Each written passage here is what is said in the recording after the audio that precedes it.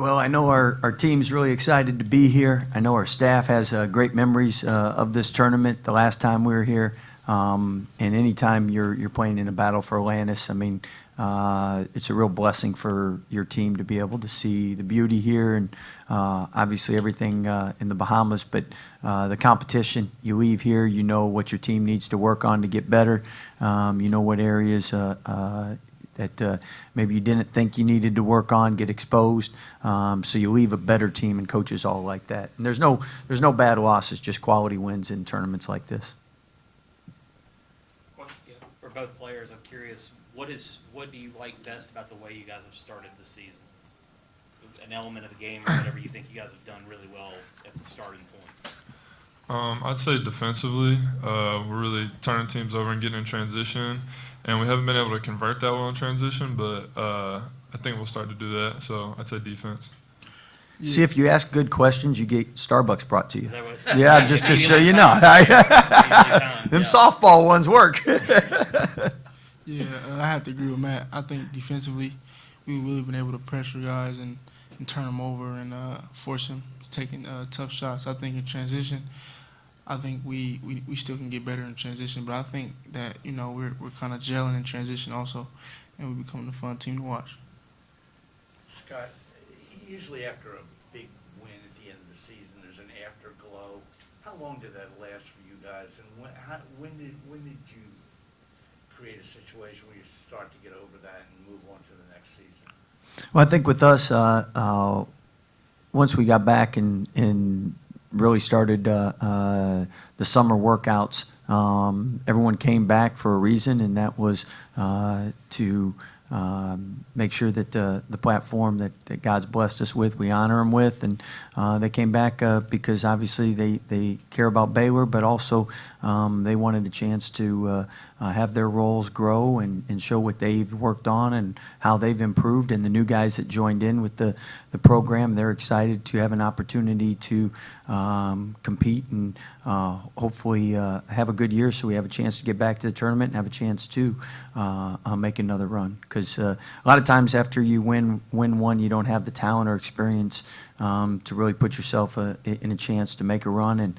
we have that this year. Doesn't guarantee anything, but it's a blessing, and I know us coaches are really excited, and it's a great blend for us. Sorry for the long answer, but the new guys give us great energy and excitement to work with them and see them grow, and then the returning players, obviously we got fondness with the memories we've established, but excited to see their leadership roles increase this year. Coach L.J. Crier's just been fantastic the first 3 weeks and got his first collegiate start, and he finishes with 21 points and 11 assists, I believe, and with this man to your right here, the real dynamic combination in the backcourt there. Well, I think his teammates have done a great job finding him. Matt and James and everybody really have done a good job getting LJ the ball, but they all have confidence in him. And last year, every day in practice, LJ went against Jared Davion Maceo, and they really poured into him. And it was amazing this summer in Summer League. That was one of their first questions. It was about all the returning players, but especially LJ, because they competed against him every day at the guard position. They wanted to know how he was doing, and excited for him and what he's done so far. I'll ask both gentlemen, how important is trust, you know, as a teammate, either to receive a pass and knowing that your teammates trust you, or delivering an assist and knowing that your teammate, how important is that to your success? I think trust is huge, especially with the culture that we got here. Everybody in the gym, everybody working on their game, everybody trying to get better at their craft. So when we out there on the court, it just gives us all confidence to go out there and be ourselves. It put confidence in not only us, but in our coaches to, you know, shoot tough shots, and you know, they know we're going to make them because they see us working on them. So I think trust is huge, and going out there and just playing freely. Yeah, I think we all trust each other a lot because, like, Kendall had a almost triple-double the other day, and then James, 2 double-doubles in a row. So it's just really fun running out in transition with those guys because we know they're going to find us. So it just makes everybody, like, play that much harder because we know we're going to get the ball if we're in the right spot. How special is Kendall Brown? I'm just amazed. He looks like a reincarnation of Dr. J coming at you. I'll let Matt and James answer that.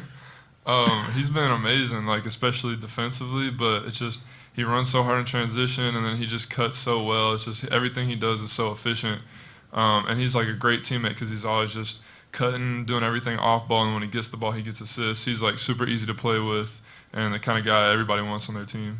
Yeah, I mean, I love him. I mean, he give me assists. Seriously, I mean, Kendall great.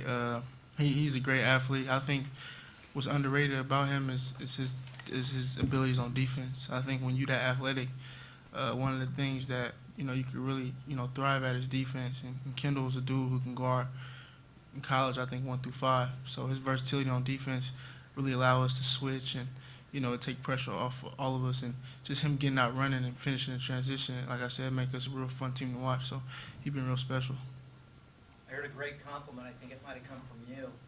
As a 5-star, he acts like a 0-star with zero ego out there. It's an unusual combination in today's day and age.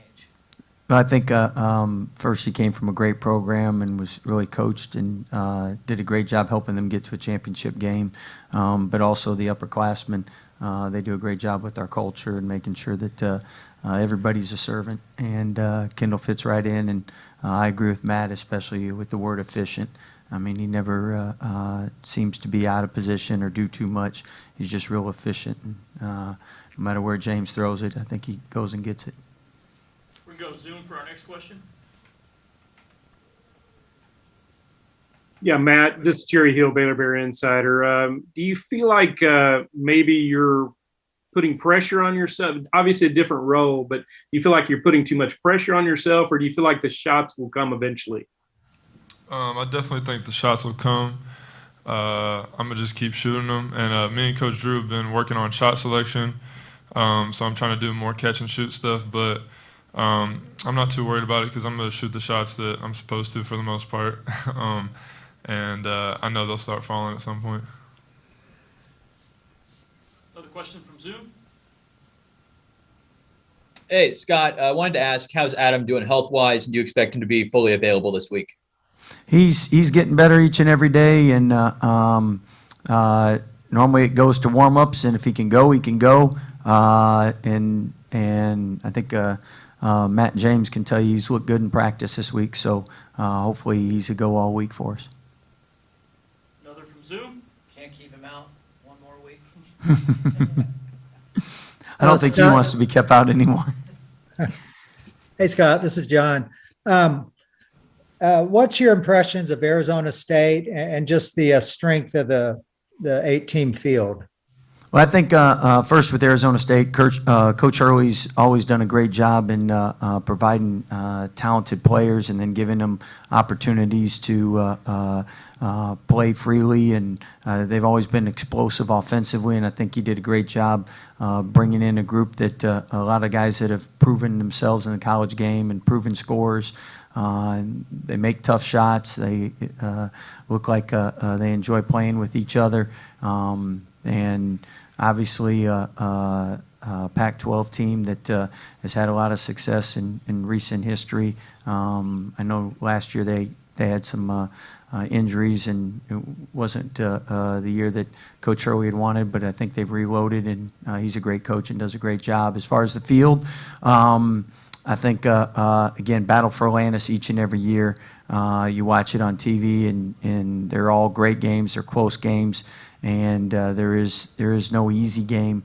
And again, that's why coaches want to come here, because there's no bad losses on a resume. There's just quality win opportunities. And if you want to play in postseason, you got to go to tournaments like this and be successful. Got some more from Zoom.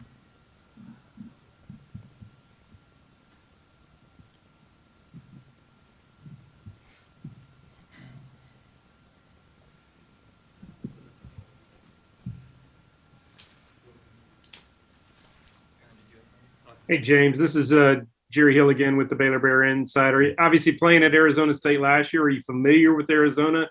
Is this kind of an interesting game for you? Well, they got a lot of different players on their roster than they did last year, so I think their personnel is different, especially their backcourt. But nonetheless, I think the way they want to play is similar to to what we faced last year, it's a fun game to be in, especially as a guard. They want to play up and down just like us. So I'm a little familiar with them, but not too familiar. And you know, they're a different team than last year. So everything we did last year, Arizona, I'm trashing that, and I'm focusing on what we, got to focus on coming in tomorrow night. Another from Zoom. All right, Coach. Sorry, my mic wasn't working a second ago. Chris Williams, Kid of TX. I know you're focused on Atlantis right now, but Jared Butler recently decided to open up about HCM and how he's managed that. I just want to know what you think about the way he's handled it and his decision to now spread the word and help others. Well, Jared is an unbelievable basketball player, but he's even a better person, man, role model, and he's going to be a great witness and help save a lot of lives, because a lot of people are going to find out about HCM that maybe wouldn't have. So, and then for those that do find out they have HCM, give them hope as well. I remember when King McClure played for us, we were in Iowa and the family stopped in and basically just wanted to thank King for